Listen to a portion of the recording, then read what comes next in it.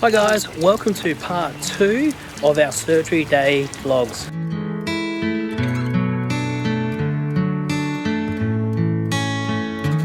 When we left you guys in the last vlog, Max was still being operated on.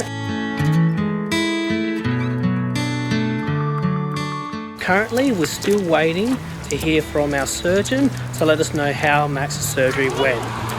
At the moment, we're still going out and exploring Melbourne and just trying to distract ourselves for what's happening at the hospital. So guys, we didn't really do any more filming for the rest of yesterday. What happened in the afternoon was we were doing quite well with distracting ourselves during the surgery, but then it got to about 5-6 o'clock when the surgeon said that they should be done with the surgery. And by that time, we were starting to get worried because we hadn't heard anything. It was about, was it 7 o'clock when the nurse rang? 6:30, I think. It was about 6:30 when the nurse from PICU called us, and she basically said that they're still in surgery. She didn't really have much news, but there was a delay putting Max on the heart and lung bypass, which meant that the surgery was still going and they were just taking a little bit longer than they expected, but everything was still good and there was nothing to worry about. And then at around 8 o'clock, the surgeon called us.